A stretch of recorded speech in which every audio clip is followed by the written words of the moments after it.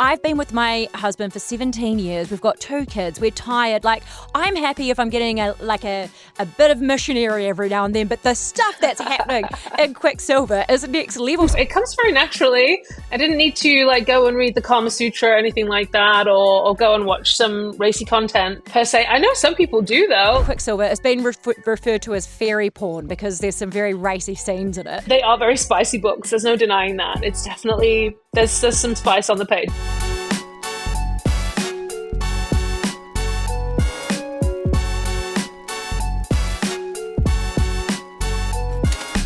This is very, very exciting. One of my favourite authors joins us right now. You would have heard me on the podcast before raving about Quicksilver. Please welcome to the show, Callie Hart. Thanks for having me, guys. I appreciate it. Thanks for raving about Quicksilver. That's very kind. Well, look at me just cradling it. Thank you for writing such an amazing book. Oh my God, girl. It's incredible. Thank you. My pleasure. It was a lot of fun. I bet. I got so many questions about it, and I'm so excited for Brimstone, which is going to be coming out very soon.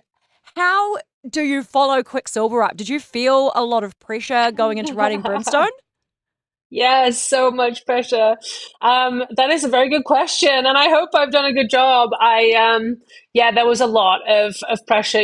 Book 2 is difficult anyway, but with the following that this book has garnered, which I'm very blessed and very grateful for. I did not want to let anybody down, so I gave it my all. I hope I did a good job. Oh, I have every faith that you have done a fantastic job. And the thing I love about this book also is how you have the pronunciation guide and stuff in the front, because I always like how you have how to say the people's names and things, because I find when I read these fantasies, romanticities, that I don't know how to say their names. And so that was something I could keep going back to. But also the amount of times that during the book and I'm reading it that I'd go back and look at the cover just because you're describing the sexy man on the front, and I'd have to go have a look to really see everything. He's very polarizing, the guy on the cover, but to me he was a perfect representation. And I love a pronunciation guide personally. I really, I refer back to them all the time, so I figured it would be helpful to give to the readers as well. My thing is, I was noticing, because I hear about the Fae in so many different books, it's not just by one author. And so is the Fae, what is the history of this? Is the Fae from a fantasy world that's always existed, or is it a new thing? What's their origin story? Where did they come from? Yeah. So referring to them specifically as Fae is really not a technically correct term, but I've run with it. No. I did it, not you. But they should be officially referred to as fairies. But that doesn't sound very masculine. The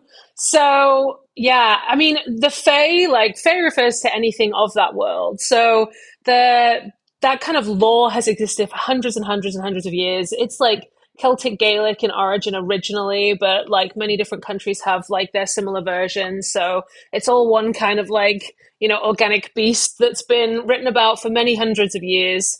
So it's not from a particular story. It's just from Celt and Gaelic folklore.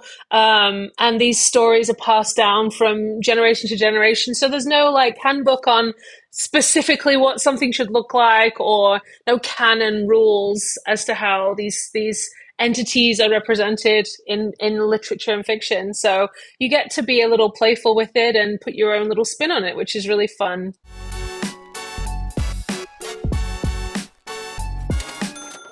Moody. Moody's got a new flavour, everybody. Strawberry watermelon, and it is my new favourite. I have been a pink lemonade girl since day one for Moody, but the strawberry watermelon is something else. It is so refreshing. It tastes exactly like when you get their Moody soda in a cans. They've changed the recipe a little bit, so they taste even better now. And the strawberry watermelon, especially over summer, is going to be a game changer. And it makes having your pre and probiotics an absolute game changer because you actually enjoy drinking them. So moodyblends.com right now. Strawberry watermelon. Thank me later.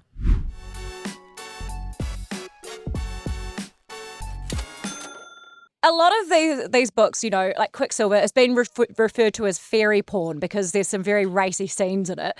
How do you feel about the term fairy porn? Because as soon as you hear it, it doesn't sound that sexy, but as soon as you read it, it's like, get me off the ground. It's definitely a different thing for sure. I mean, fairy porn is fine. It's all dependent on how it's used. If it's used in a derogatory sense, then obviously it's not a good thing. But if it's used as an empowering term, then that's great. So it's just all dependent on the tone, as with many things. But yeah, they are very spicy books. There's no denying that. It's definitely there's some spice on the page for sure. How do you get inspired for that? Because, I've been with my husband for 17 years. We've got 2 kids. We're tired. Like, I'm happy if I'm getting a bit of missionary every now and then, but the stuff that's happening in Quicksilver is next level. So how do you get inspired for that? Do you have to research like some sex stuff that people maybe haven't read for a while? Like, what is the prep that goes into that? Yeah, good question. No, I think, it's just, that the characters are so real to me and I'm so swept away with the emotion of what they're feeling for each other, which always sounds a little crazy, when authors start talking about, oh, these characters are so real to me. But Yeah. we have to kind of like conjure them in that way in our heads. So it is just like, we're swept away in the drama and the chemistry of their relationship and like how they're, that first moment of first love and like the first time that you connect with someone intimately like that. So it comes very naturally. I didn't need to like go and read the Kama Sutra or anything like that, or go and watch some racy content per se. I know some people do though. Like, Ooh. I know other authors who, will dip onto, certain sites and get some inspiration, but I just, it's between me and those characters. Oh, that's so hot. Because I think that we were trying to figure out, we're like, why are these books like so good? And it's like they're beautifully written. The stories are fantastic. And I think it's more so like the sexual tension and the anticipation on the way up. And then I don't know how, but I think it is so awesome. But I feel like you've done a great job of it as well. We have made consent really sexy, and you've kind of shown people that consent doesn't have to be an awkward thing, and it can just be part of the journey. And I reckon that Absolutely. it's the whole package of all of it together that just make these books so fantastic. Thank you. Appreciate that. Yeah, consent is a really big thing for me. I always make sure that it's very much included in all my work in an organic way because, sometimes people are like, oh, well, if I want to stop and say, is this okay with you? Can I touch you here? Like, Yeah. that just means you have no imagination, I think. Yes, exactly. Yeah, there's a way to do it in a very like hot, intimate way. So yeah, Oh, that's always a fun way of figuring out how to incorporate that for sure.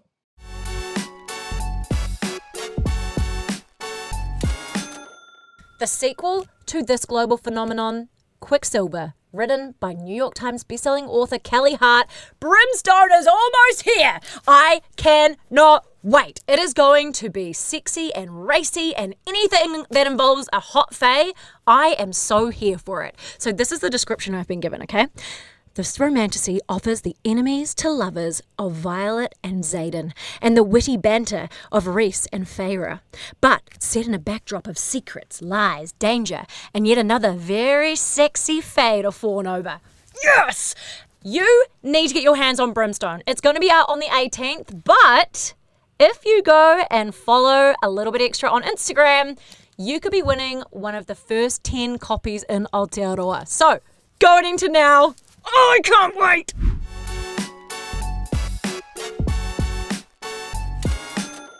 Reading, I feel like it's always obviously been a massive thing, but for especially millennials and stuff, I feel like during lockdown with COVID, everybody really got back into these books. Like, I don't know if you've heard of it, but in New Zealand, there is a bookstore called Enamoured Books, and it is specifically all romance books. So there's like a section that has got like Quicksilver, and she's got a Quicksilver display and all that sort of stuff. And it's the whole store is just based on different genres of romance. You have to go and see it when you're here. It's incredible. But have you like been blown away by the response that you've been getting? Yeah, absolutely, for sure. I haven't heard. I'm going to go and visit that store while I'm in town. I'm coming to New Zealand really soon, so I'm going to go and make sure I see that. I love seeing these, even, romance specific stores opening up now. And you're right. Like, I think there was a big surge of people coming back to the genre during COVID, just because we all had a little extra time on our hands. But yeah, I love to see it. Like romance props up the publishing industry in a lot of ways. It's a huge part of the publishing industry, and it deserves to have its own space and its own like you know a bit of respect in the industry. So it's nice to see these places coming like together, and it's a place for community to come together as well. It's lovely. Oh, I am obsessed because there's also, there's rumors about like Fourth Wing getting a TV show and Akatar getting a movie and all that sort of stuff. Do you think that, or would you be open to making Quicksilver into a TV or movie, or do you like just seeing it on the page? Quicksilver is going to be a movie. Yeah, we got to announce that last year, which is very fun. Oh Netflix my have God, picked I it up. missed that. So, yeah. Oh my God, um, terrible research from me. This is that's okay. everything. Oh my God, I'm so sorry. That is so That's exciting. okay.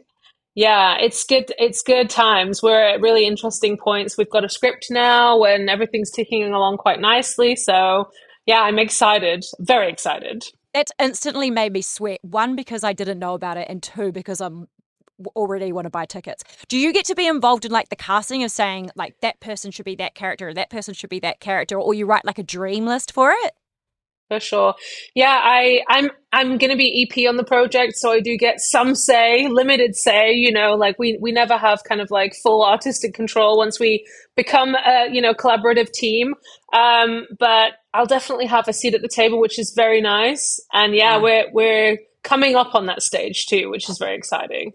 Who can you say who your dream like actors would be for the characters? I can't because, hopefully these are the people that we're reaching out to. So I have to keep stum. But Oh my um, gosh. yeah, I'm always so intrigued about how readers fan cast these characters. And sometimes I'm like, oh, I would not have picked that guy. And sometimes I'm like, oh man, like we're on the same page. So Oh. it's going to be a really fun time the next couple of months. And then when we finally get to announce at some point, I'm going to be vibrating out of my chair, I'm sure. Oh, well, you won't be the only one. I have to ask about Brimstone because it's coming out extremely soon. We are so excited, and I have to ask you: is there anything that you can give a sneak peek for people that are hanging out for this book? Something we should look out for, or just a little something something to whet the palate, for lack of a Yeah. better term. Um, I'm very excited for it too. It's been this kind of like thing on the horizon that's been looming in the far distance, and gradually it's gotten closer and closer, and now it is right around the corner. So, it's a very nerve-wracking time to be me. But yeah, I think a little brimstone spoiler would be that maybe I don't know. Let's see. What can I tell you without ruining anything? Karen and Kingfisher get a lot of alone time. They're left unattended a lot in this book to much hilarity, and it's officially not a good idea to ever do that. So it's fun Ooh. to watch a couple of their adventures together. They make quite the pair. Oh my God. Okay, great. This has made me even more excited. I can't wait. You are coming to New Zealand. You're going to be going to Auckland and Christchurch. You're doing some shows. I'm going to put the link in the show notes if people want to come along. But what can people expect from these shows that you come and do for everybody? Yeah. So I've got wonderful conversation partners, and we're going to have a quick chat about the book, and then we're going to probably talk for about half an hour, and then we open the floor to everybody who's come along to listen to us speak, and you get to ask us questions about Brimstone and my writing process, or whatever the heck you want to ask questions about. So I get to engage and have a chat with everybody, which is really lovely. And as part of the ticket, you can opt to get the book as well, signed book. So you leave with a nice copy of Quicksilver with my signature as well. Oh, I can't wait. I'm going to be there. It's going to be the best. And my last question I have to ask you, because I always find it so interesting when you hear authors talking about, like what they're reading, like when you ask musicians what music they're listening to. What is your favorite book of all time? And what book would you recommend people to read right now? That's always such a tricky question. You know, when people ask and your brain just goes blank. I mean, Yeah. obviously, like my OG, like all-time favorite is always got to be Lord of the Rings, 100%, because he's like, Oh, Tolkien is the daddy of fantasy. So, you know, true. you've got to give him the respect, put some respect on his name. But I always recommend actually a New Zealand author called Tamsin Muir. She wrote Gideon the Ninth, which is just like such a roller coaster ride. And her characters are just addicting, and her prose is razor sharp. So, yeah, Tamsin Muir, Gideon the Ninth. Oh, amazing. I haven't read that. I'm going to look that up. Thank you It's so so good. much. Oh, well, thank you so much for your time, Callie. It has been so awesome to talk to you. I cannot wait for Brimstone. Can't wait to see Quicksilver on the big screen. And congratulations on all your success, because you deserve all of it. And you, tell you what, you're saving some sex lives. I'll tell you that for free. These books have been a sexual revolution for many, and also wonderful literature. Well, I appreciate it. Thank you so much.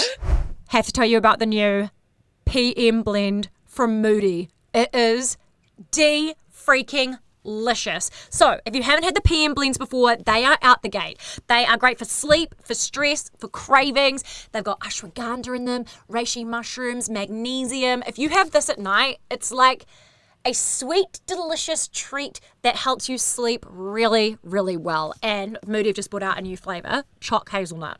So if you are like me, where you just want something sweet at the end of the night, when your kids have gone to bed if you have them, or just something after dinner, this is like drinking a Ferrero Rocher. It is out the gate. So if you are the person that loved those sorts of chocolates, or like me, used to lick big spoons in Nutella, you will love this, but also your brain will love it even more. Check it out, moodyblends.com. There are loads of flavours, but this one is my new best friend.